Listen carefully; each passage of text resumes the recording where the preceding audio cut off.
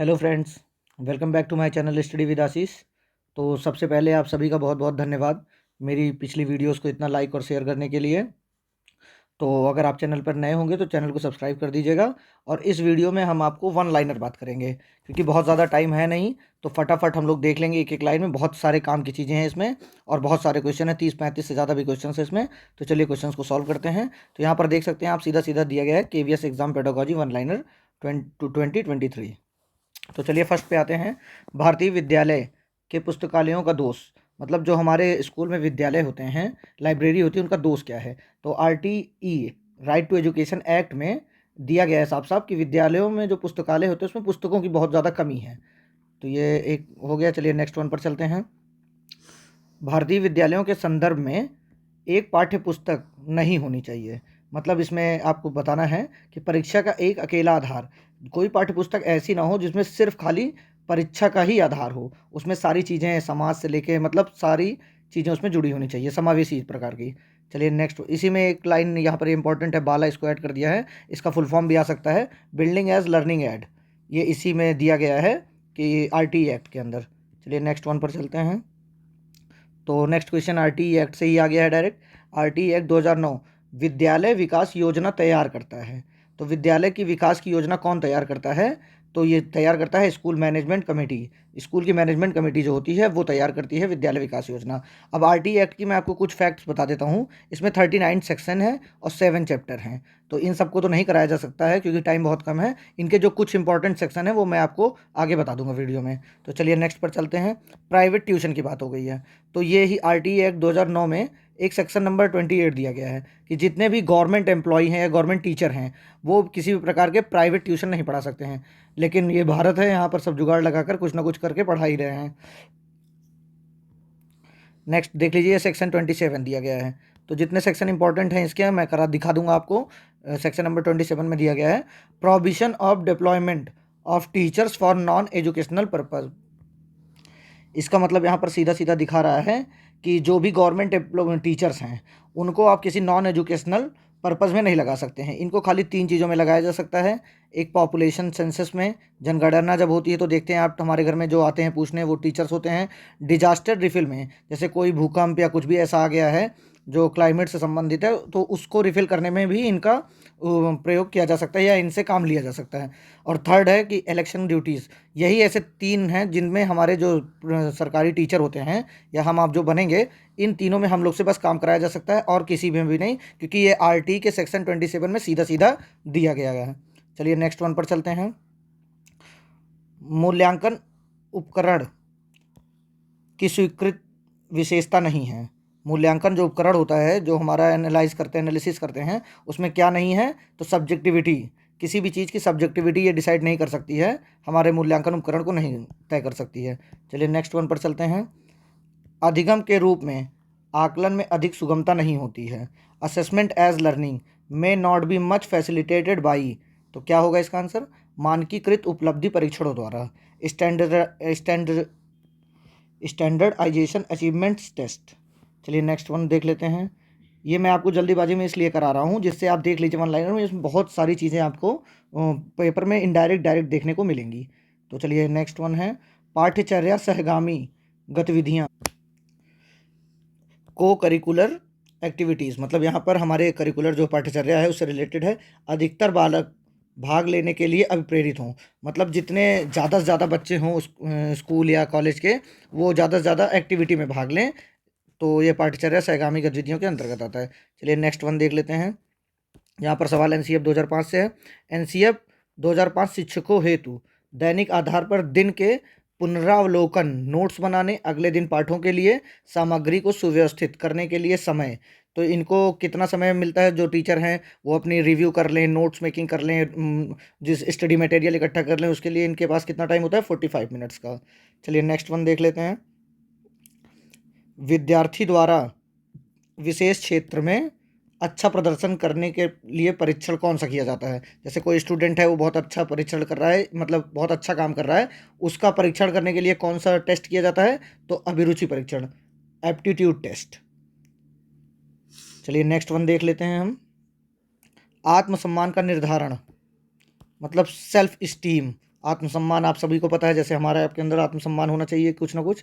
तो एक व्यक्ति के स्वयं के बारे में बोध एवं धारणाओं द्वारा, तो आत्मसम्मान का आदमी अपने अंदर से ही लाता है, जो स्वयं के बारे में बोध एवं धारणाओं से ही बनाता है कि आपका आत्मसम्मान किस चीज़ से है, किस चीज़ से नहीं है। चलिए नेक्स्ट वन देख लेते हैं। शिक्षा के अधिगम आधारित उपागम में पाठ्यचर्या का अनुसरण।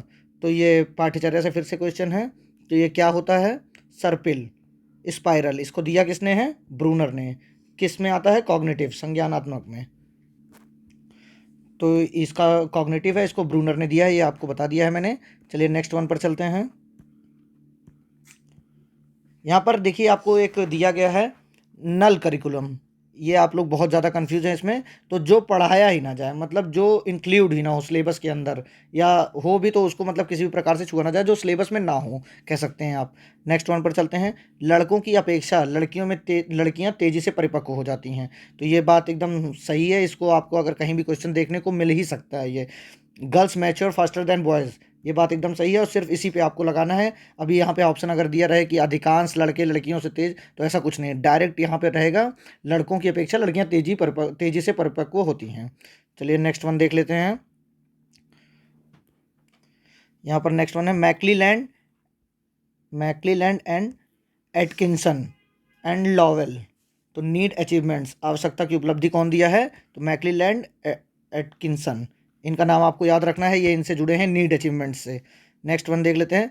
संगठनात्मक वातावरण नष्ट हो जाता है। तो किससे नष्ट हो जाता है? वीक लीडरशिप से, तीक्ष्ण नेतृत्व से।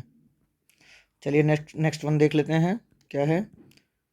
यहाँ पर 4 गोल्स दिया बताया है। 4 goals for the being a leader as per model proposed by the Bolls and Davenport 1975।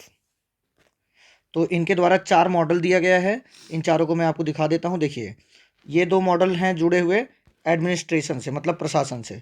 Goal maintaining school, second goal है प्रोवाइडिंग लर्निंग अपॉर्चुनिटीज़, मतलब ये दोनों जो अचीव कर लेते हैं गोल, वो प्रशासक के तौर पे आ जाते हैं। और ये गोल जो थर्ड है, फोर्थ है, इसको बहुत कम लोग अचीव कर पाते हैं।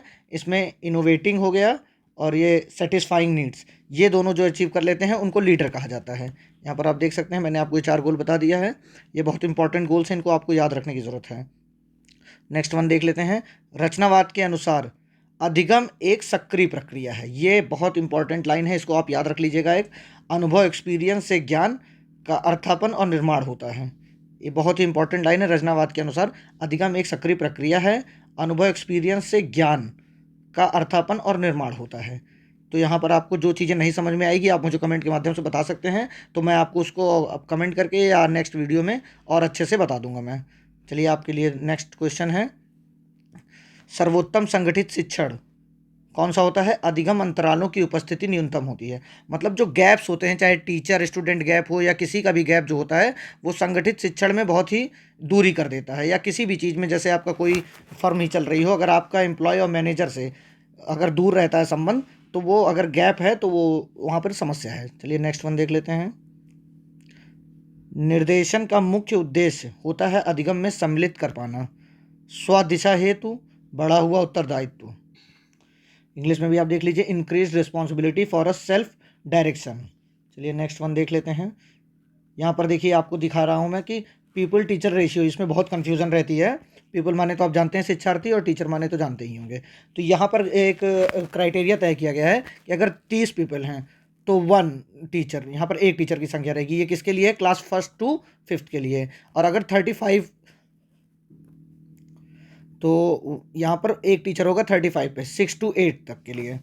तो ये 2 एरिया इसको याद रखिएगा। अगर 1 से 5th के लिए पूछेगा तो 30 आएगा पीपल, और 6 to 8 पूछेगा तो 35 आएगा। और यहाँ पर आप देख लीजिए कि अधिकतम संख्या 40:1 हो सकती है, इससे ज़्यादा तो बिल्कुल भी नहीं हो सकती है। ये भी कहीं कहीं किसी किसी केस के अंदर। चलिए नेक्स्ट वन पर देखते हैं। तो यहाँ पर इसी से टीचर रिलेटेड है। Minimum number of working days have been prescribed by RTE act 2009 for class 6 to 8। मतलब कितने दिन दिए गए हैं प्रिस्क्राइब्ड के लिए RT right to education act 2009 में। तो ये 220 दिन दिए गए हैं, ये देखिए यहाँ पर मेंशन किया है मैंने। और ये स्कूल कितनी रेंज के अंदर में होना चाहिए? 3 किलोमीटर की रेंज में होना चाहिए। और अगर आपसे यहीं पे हार्स पूछ ले, आवर्स पूछ ले, तो अगर आपको आवर्स में पूछा जाता है तो 1000 आवर्स होगा, और डेज में पूछा जाता है तो 220 डेज। अब यहीं पे मैं आपको 1 से 5th के लिए भी बता देता हूँ। ये देखिए यहाँ पर मैंने किनारे लिखा है। तो ये विद्यालय होना चाहिए 1 किलोमीटर की रेंज के अंदर, और 1st to 5th में 800 घंटे और 200 दिन। तो आपको ये बहुत ध्यान से और बहुत बारीकी से क्वेश्चन पे आंसर लगाना है। अगर आपको 1st से 5th तक पूछेगा तो ये 800 घंटे होंगे और 200 डे होंगे, और 1 किलोमीटर के अंदर स्कूल होना चाहिए। और अगर आपको 6 to 8 पूछा है तो 220 वर्किंग डेज होते हैं इसमें, और 1000 घंटे की ड्यूरेशन होती है। और ये विद्यालय कितनी दूर होना चाहिए? 3 किलोमीटर के अंदर होना चाहिए ये रेंज। चलिए अब आपको नेक्स्ट वन दिखा देते हैं। आप लोग निश्चिंत होके, जो भी अगर आपको लगेगा कि नहीं ये टॉपिक नहीं समझ में आ रहा तो मुझे प्लीज़ बता दीजिएगा कमेंट्स के माध्यम से, तो मैं उस पर सुधार करके आपको आगे बता दूंगा। चलिए आप यहाँ पर देख लेते हैं। कॉग्निटिविस्ट कॉग्निविस्ट कॉग्निटिविस्ट थिंकर कौन कौन से हैं? ये जीरोम ब्रूनर हैं, डेविड और सुबेल, और अल्बर्ट बंडूरा। तो यहाँ पर मैंने ये आपको इसलिए बताया है कि अल्बर्ट बंडूरा यहाँ पर पहले नहीं थे, ये बाद में जुड़े हैं। तो इनका नाम आएगा तो आप लोग कंफ्यूज मत होइएगा, डायरेक्ट इसे पर लगा दीजिएगा। चलिए नेक्स्ट वन की तरफ चलते हैं। 4 एलिमेंट्स ऑफ क्रिएटिविटी, मतलब ये बहुत ही इंपॉर्टेंट है, इसको आप देख लीजिएगा। जितनी चीज़ें मैंने बताई हैं ये या तो मॉडल पेपर जो KVS ने दिया है उसमें से है, या तो मोस्ट इंपॉर्टेंट चीज़ें हैं। तो यहाँ पर आप लोग को बहुत सारे लोगों ने जितने मॉडल पेपर सॉल्व किया होगा उनको यहाँ चीज़ें मिल रही होंगी। तो इसको हम कैसे याद कर सकते हैं 4 एलिमेंट को? FFEO। यहाँ पर F का मतलब है फ्लुएंसी, सेकेंड F का मतलब है फिक्सिबिलिटी, O का मतलब है ओरिजिनलिटी, और E का मतलब एलोबरेट। तो आप यहाँ पर देख लीजिए, ये मैंने आपको इतनी चीज़ें बता दी हैं।